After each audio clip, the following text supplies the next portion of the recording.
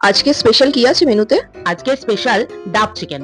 ডাব চিংড়ি খেয়েছি কিন্তু ডাব চিকেন তো খাইনি। আরে যেগুলো তুই খাসনি সেগুলো খাওয়াবার জন্যই তো তোর দিদিভাই আছে। ইনগ্রেডিয়েন্টস গুলো বলছি, মন দিয়ে শুনে নে। 400 গ্রাম বোনলেস চিকেন, 2 চামচ আদা রসুন ও লঙ্কা বাটা, দুটো মিডিয়াম সাইজের পেঁয়াজ কুচি আর একটা মিডিয়াম সাইজের ডাব। এই ডাবের জল এবং মালাইটাই কিন্তু এই রেসিপিটার মেন ইনগ্রেডিয়েন্ট। পেঁয়াজগুলো সেদ্ধ করে পেস্ট করে নিতে হবে। ও হ্যাঁ, 1 টেবিল স্পুন সাদা সর্ষে পেস্টও লাগবে। ডাব থেকে জল বার করে আলাদা করে রেখে মালাইটা বার করে পেস্ট করে নিতে হবে।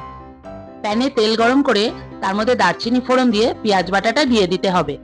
পেঁয়াজগুলো ভাজা ভাজা হয়ে গেলে ওর মধ্যে আদা রসুন লঙ্কার যে পেস্টটা করেছিলাম সেইটা দিয়ে দিবি। তার সাথে নুন দিবি আর মশলা ভালো করে একটু কষানো হয়ে গেলে চিকেনটা দিয়ে দিবি। চিকেন দিয়ে কষে আসলে তার মধ্যে ডাবের জলটা দিয়ে দেবো। তারপর এর মধ্যে 4-5টা কাঁচা লঙ্কা দেবো। এই রান্নাটা করার সময় একটা কথা মাথায় রাখবি, যেহেতু এই রান্নাটার মধ্যে তুই ডাবের জল এবং ডাবের শাঁস দুটোই ইউজ করছিস, তাই রান্নাটা কিন্তু খুব মিষ্টি হবে। সেই মিষ্টিটাকে ব্যালেন্স করার জন্য তোকে কিন্তু সম পরিমাণ কাঁচা লঙ্কা ইউজ করতে হবে। এবার ডাবের শাঁসটা এই চিকেনের মধ্যে দিয়ে দিবি। 2-4 মিনিট নেড়ে নিয়ে তার মধ্যে সর্ষে বাটাটা দিয়ে দিবি। এই পর্যায়ে এসে তোর যদি মনে হয় যে এক্সট্রা জল দিতে হবে, তাহলে একটুখানি জল ইউজ করবি। এবারে কষিয়ে নিয়ে ডাবের ভিতর পুরো চিকেনটা ভরে ফেলতে হবে। তারপর ডাবটাকে নিয়ে দমে বসাতে হবে।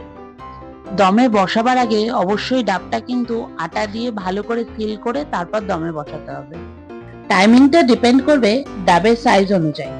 আমার টোটাল টাইম লেগেছে 40 মিনিট। প্রথমে লো ফ্লেমে 15 মিনিট, তারপর হাই ফ্লেমে 25 মিনিট রাখলেই রেডি ডাব চিকেন।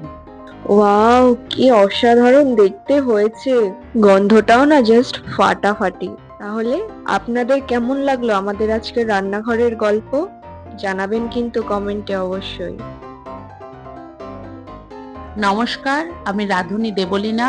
ক্যামেরায় আমি মৌ।